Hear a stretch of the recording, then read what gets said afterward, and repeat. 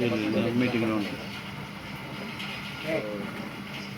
ఈరోజు వెనుగోళ్ళ గ్రామంలో ఏర్పాటు చేసినటువంటి సివిల్ రైట్స్ డే కార్యక్రమానికి ముఖ్య అతిథులుగా చేసిన మన గ్రామ సర్పంచ్ గారికి, ఎంపీపీ గారికి, పోలీస్ డిపార్ట్మెంట్ వారికి, పంచాయత్ సెక్రటరీ గారికి, వెల్ఫేర్ డిపార్ట్మెంట్ వచ్చిన వాళ్ళందరికీ కూడా నమస్కారం అండి.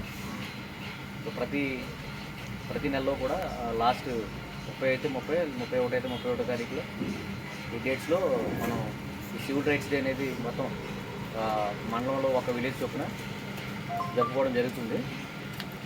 గౌరవ జిల్లా కలెక్టర్ గారు అదేవిధంగా పై అధికారుల వారి ఆదేశాల మేరకు ఈరోజు మన ఏనుగులకు ఈ కార్యక్రమం ఏర్పాటు చేయడం జరుగుతుంది. సివిల్ రైట్స్ అంటే మనకు ఫస్ట్ బేసిక్గా ఈ పదం అనేది ఫస్ట్ మనకి మన భారత రాజ్యాంగం నుంచి మనకి ఇవ్వబడిన హక్కు. సో దీంట్లో ఆర్టికల్ 17 నుంచి 35 వరకు కూడా ఈ సివిల్ రైట్స్ అనేది ఏంటనేది మన ఫండమెంటల్ రైట్స్ దాని గురించి వివరిస్తూ ఉంటుంది అనమాట. అంటే ప్రాథమిక హక్కులు, పౌర హక్కులు ఇవన్నీ కూడా ప్రజలందరికీ కూడా సమానమే. అందరికీ కూడా ఎటువంటి వివక్ష, ఎటువంటి పార్షియాలిటీ ఎటువంటి లేకుండా అందరికీ కూడా సమానంగా ఈ సివిల్ రైట్స్ అనేవి అందాలి అని చెప్పి ఉద్దేశంతో ఈ హక్కులన్నింటినీ కూడా మొత్తం ప్రజలందరికీ కూడా సక్రమంగా అందుతున్నాయా లేదా అనే విషయాన్ని వెరిఫై చేయడానికి ఒక చట్టం తీసుకొచ్చింది 1955లో. ప్రొటెక్షన్ ఆఫ్ సివిల్ రైట్స్ అనే చట్టాన్ని తీసుకోవడం జరిగింది. సో ఈ చట్టం యొక్క ముఖ్య ఉద్దేశం ఏంటంటే ఎస్పెషల్లీ ఈ యొక్క ఎస్సీ ఎస్టీ సంబంధించి, షెడ్యూల్డ్ క్యాస్ట్, షెడ్యూల్డ్ ట్రైబ్స్కి సంబంధించి మొదటి నుంచి కూడా గతంలో ఒక వివక్ష అంటూ నడిచేది మీకు తెలియదు కాదు. అన్టచబిలిటీ ఇలాంటి తక్కువ చేసి చూడడం, అగ్ర కులాల వాళ్ళు దిగువ కులాల వాళ్ళని కొంచెం తక్కువ హీనంగా చూడడం, ఇలాంటి గతంలో జరిగినాయి. ప్రజెంట్ అయితే సిచ్యువేషన్ అంత బ్యాడ్గా మనకేం లేదు, కానీ గతంలో జరిగిన ఆ పరిస్థితుల నుంచి ఈ యొక్క ప్రొటెక్షన్ ఆఫ్ సివిల్ రైట్స్ అనేది తీసుకురావడం జరిగింది. సో ఏంటంటే ఇందులో ఎస్సీ ఎస్టీ కమ్యూనిటీకి చెందిన వాళ్ళలో ఇంకా అటువంటి వివక్ష కానీ, పై అగ్ర కులాల దగ్గర నుంచి ఏదైనా ఇబ్బందులు కానీ ఇలాంటి ఏదైనా ఎదుర్కొంటున్నారా, లేకపోతే అంతా మనకి సక్రమంగానే జరుగుతుందా అనే ఉద్దేశంతో ప్రతి గ్రామంలో కూడా ఇలాంటి ఒక కార్యక్రమం ఏర్పాటు చేసి ప్రజల దగ్గర నుంచి ఏదైనా సమస్యలు ఉంటే వాళ్ళ యొక్క సమస్యలని మేము ఇక్కడ నోట్ చేసుకుని పై అధికారులకి ఇది నివేదిక ఇవ్వడం జరుగుతుందన్నమాట. సో అది ముఖ్య ఉద్దేశం ఈ కార్యక్రమంలో ఉద్దేశం. కాబట్టి ఈ గ్రామస్తులందరూ కూడా ఈ యొక్క కార్యక్రమాన్ని సద్వినియోగం చేసుకోవాలి.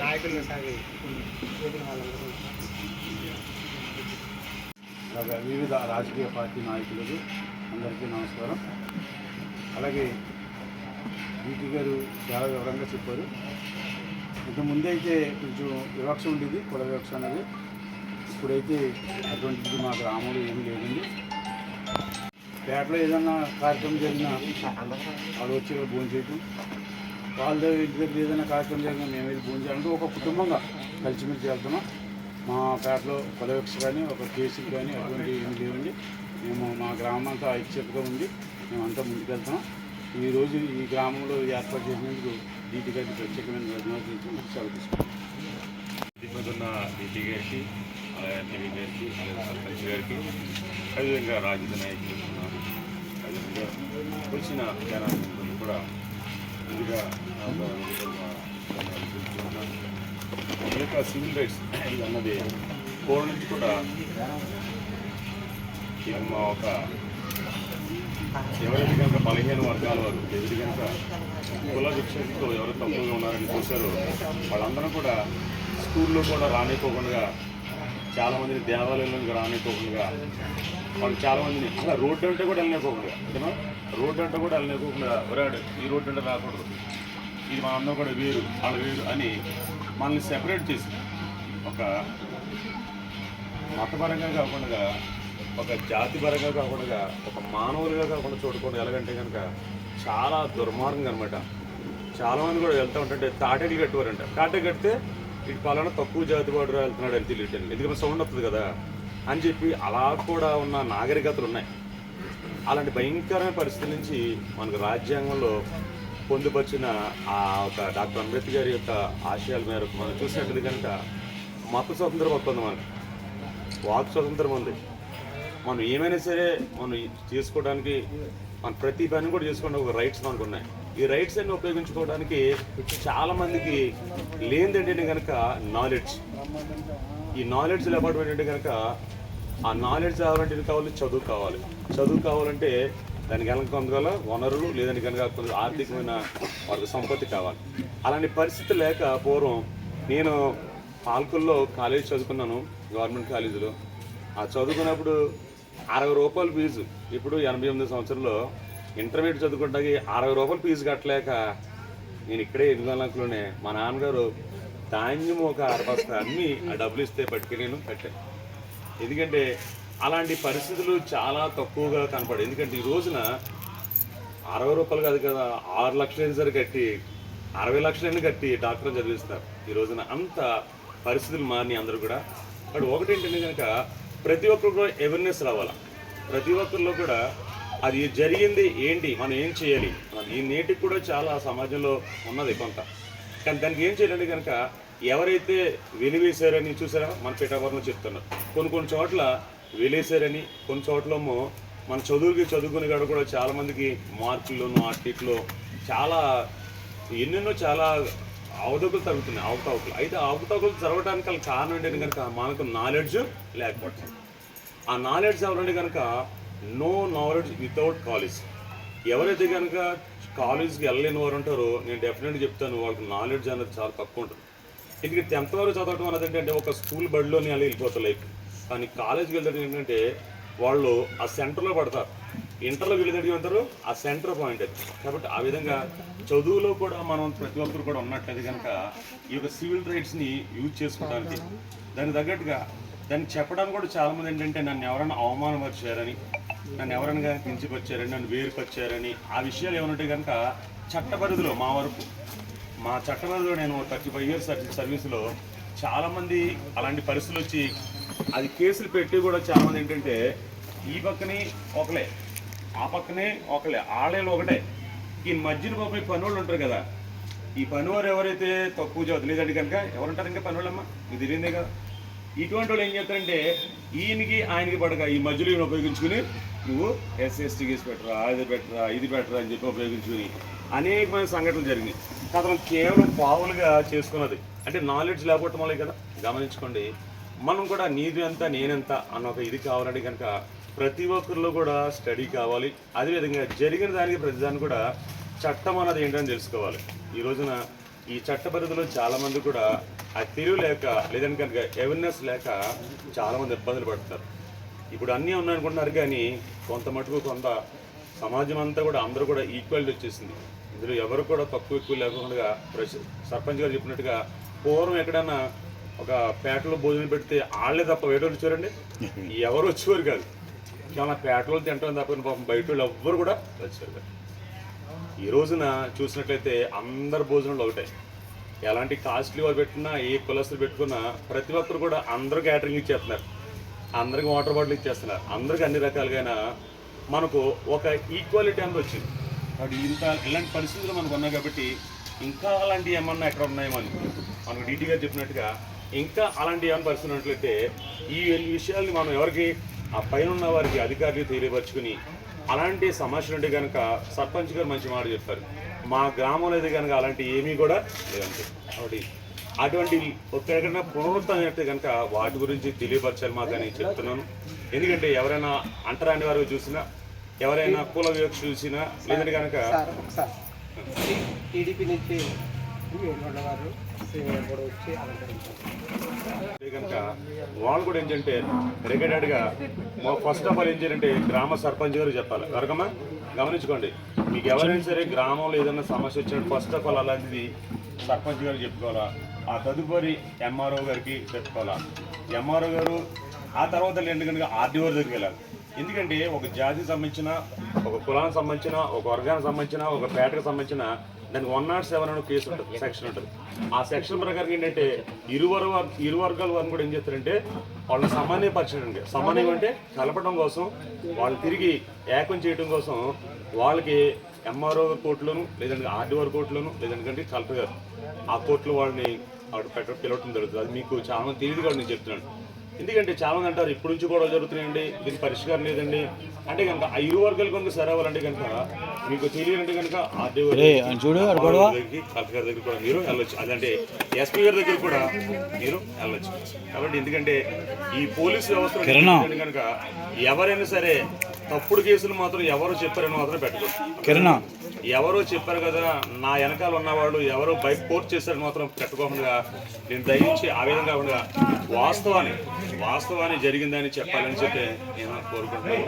అదేవిధంగా ఈ చట్ట పరిధిలో మాకు ఎవరైతే కనుక అలాంటి వివక్ష ఇప్పుడైతే ఏమీ లేదు, ప్రతిదీ కూడా అందరికీ ఈక్వాలిటీకి వచ్చింది.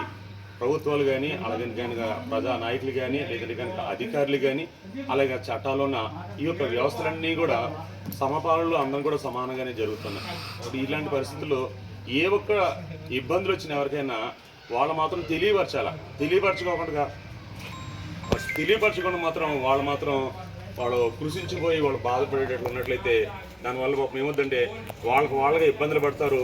అదేవిధంగా అక్కడ అనేక మందికి ఇబ్బందికరంగా ఉంటారు. కాబట్టి ఏమైనా సరే సమస్య వచ్చినప్పుడు ఫస్ట్ మన గ్రామ సర్పంచ్ గారిని, లేదంటే కనుక ఎంఆర్ఓ గారిని, లేదంటే ఆ తదుపరి ఎందుకంటే ఒక సమాజానికి, ఒక కులానికి, లేదంటే వ్యక్తికి ఈ జరిగేవన్నీ కూడా ఈ ఒక గ్రూపింగ్ సంబంధించినవి, అంటే ఒక మాబ్ అంటారు. కాబట్టి అవన్నీ కూడా మేమైతే మా పరిధిలో అయితే మేము చేసేది కనుక మేము చేస్తాం. కేవలం ఏంటంటే వాళ్ళు దాడులు చేసి ఏం చేసినంటే అవి క్రిమినల్గా చేస్తాం. కానీ ఈ కేవలం ఏంటంటే రైట్స్ చెప్పారు కదా, సివిల్ రైట్స్ అంటే కేవలం మన ఒక పౌరుల యొక్క హక్కులు, వాటిని మనం యూటిలైజ్ చేసుకోవాలంటే కనుక సమాజంలో ప్రతి ఒక్కరు కూడా మనం ఆ విషయాలన్నీ కూడా అవగాహన రావాలని చెప్పి మీకు ఒకసారి మీకు కొంచెంలో జరిగింది. అప్పుడు ఆయన వచ్చారు, ఎవరు మన పేరమ్మా ఆయన పేరంటే వచ్చినటువంటి అధికారులందరికీ నమస్కారం అండి. మనం పౌర హక్కుల గురించి ఇంతవరకు కానిస్టేబుల్ గారు మాట్లాడారు.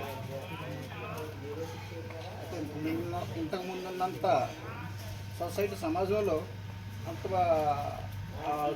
అంత దానికంటే మార్పు బాగా వచ్చింది. ఇప్పుడు అంటే ఒక చెరువులో నీళ్లు పొలంని తాకూడదని అప్పుడు ఉండేది, ఒక నీటిలో నీళ్లు తాకూడదని అని ఉండేది.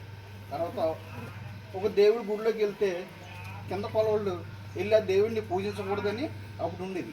ఇటువంటివన్నీ చాలా మాఫీ అయిపోయినాయి, చాలా తగ్గిపోయినాయి.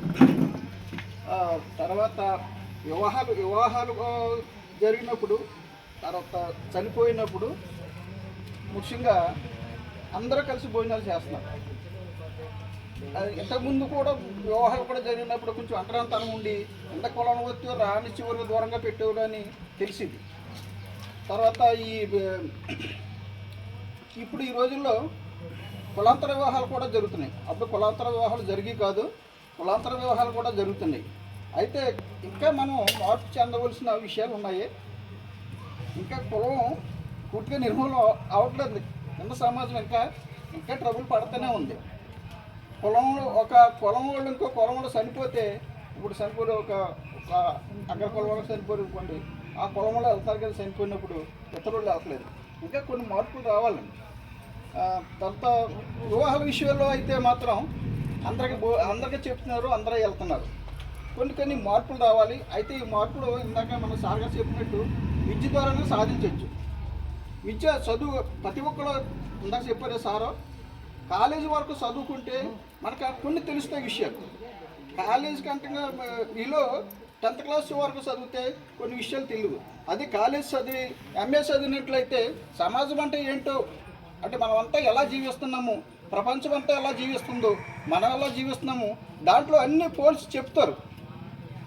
ఆ విధంగా మనం అభివృద్ధి అవ్వచ్చు.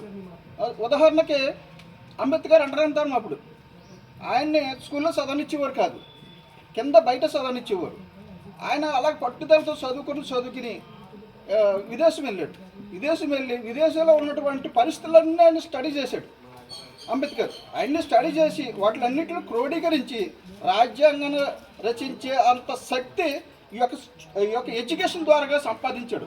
అది ఎడ్యుకేషన్ అన్న చదువు అన్నది చాలా ముఖ్యం. సమాజం మెయిన్ మార్పు చేయడంలో చదువు అన్నది చాలా ముఖ్యం.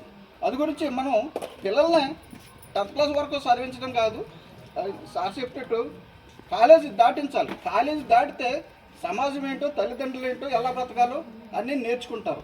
దానివల్ల కొన్ని సమస్యలు తగ్గుతాయి. ఇప్పుడు ఇదిగోండి విద్య లేకుండా కొంతమంది ఉంటారు. వాళ్ళకంటే చదువుకున్న వాళ్ళకి చదువులేని తేడా ఏంటంటే, చదువుకున్న వాళ్ళకి టీచర్ దగ్గరుండి తప్పు చేస్తుంటే బెత్తంతో మందలించి చెప్తాడు, ఓహో ఇది తప్పు కదా, ఇది రైట్ కదా అని నేర్చుకుంటాడు. ఎందుకంటే మాకు పనుల్లోకి వస్తున్నారు కొంతమంది చదువులేని ఉన్నారు, వాళ్ళు వెంటనే అర్థం చేసుకోరు. వాళ్ళు అర్థం చదువుకున్న వాళ్ళకి ఏంటంటే, ఓహో ఇది తప్పు, ఇది రైటు అని అర్థమవుతుంది. తర్వాత వాళ్ళు క్రమశిక్షణతో పెరుగుతారు. పెద్దోళ్ళు అంటే గౌరవించాలి, అధికారులు అంటే గౌరవించాలి, చిన్నోళ్ళలో చూడాలి, తల్లిదండ్రులు చూడాలి. ఒక క్రమశిక్షణ చదువు అనేది నేర్పుతుంది. సమాజంలో మంచి విషయాలు ఈ యొక్క చదువు ద్వారా వస్తాయని, తర్వాత ఈ యొక్క పౌర హక్కుల దినోత్సవం సందర్భంగా నాకు ఇచ్చినటువంటి ఈ అవకాశానికి కృతజ్ఞత తెలియజేస్తూ ముగిస్తున్నాను.